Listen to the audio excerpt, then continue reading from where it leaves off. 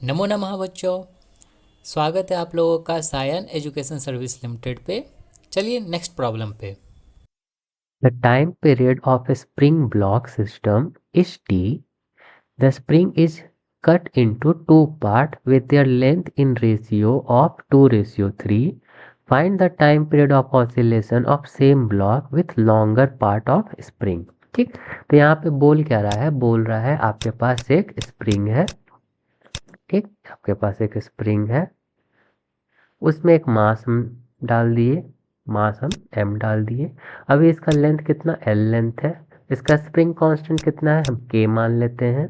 ठीक, यहाँ पे आंसर देखिएगा m और k आपका दिया हुआ है। अब इसको क्या कर रहा है, आपका कट कर दिया, कट किया कितने कितने भाग में, 2:3 में। 2:3 में कट किया है मतलब आपका 5 भाग में कट करेंगे, यहाँ पे 2 भाग ऊपर रहेगा और 3 भाग नीचे रहेगा। तो ऊपर वाले भाग को हम कितना करेंगे, 2l/5 हो जाएगा। नीचे कितना हो जाएगा, 3l/5 हो जाएगा। ठीक, अब इसको क्या कर रहा है, फिर से वही सिस्टम लगा रहा है जहाँ पे मास आपका सेम रहेगा, ब्लॉक आपका यहाँ पे देखिए ब्लॉक आपका सेम रहेगा, बस आपका लेंथ क्या हो जाएगा, आपका लॉन्गर पार्ट आपका यूज करना है। तो यहाँ पे आपका मास हो गया, यहाँ पे लेंथ क्या हो जाएगा, लेंथ आपका 3l/5 हो गया, लॉन्गर पार्ट है। और के मतलब स्प्रिंग कांस्टेंट, के आपका के डैश, क्योंकि के तो आपका चेंज हो जाएगा। ठीक, तो यहाँ पे आपका सेम हम काम करेंगे जो से लास्ट क्वेश्चन में किए थे। जो आपका सी कांस्टेंट होता है, कांस्टेंट आपका क्या होता है, के एल होता है ओरिजिनल वाला, इस वाले पार्ट के लिए। अब यहाँ से ले रहे हैं किसका, जो हमारा बना के लाए हैं, तो कितना आ गया, के डैश हमारा नहीं पता लेकिन लेंथ हमें पता होता है, आपका कितना है, 3l/5 है, 3l/5।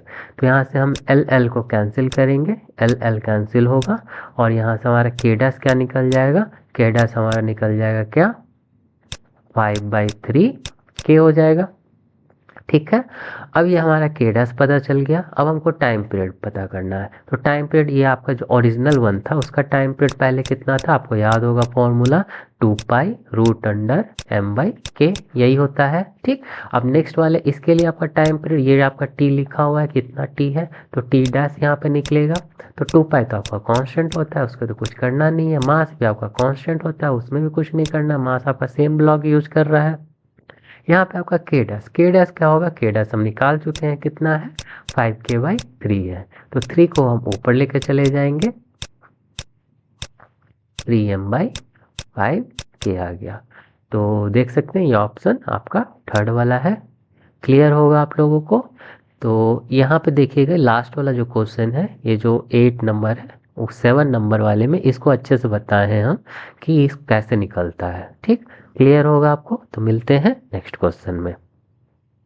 अगर आप लोगों को मेरा पढ़ाया हुआ अच्छा लगा so do like and subscribe.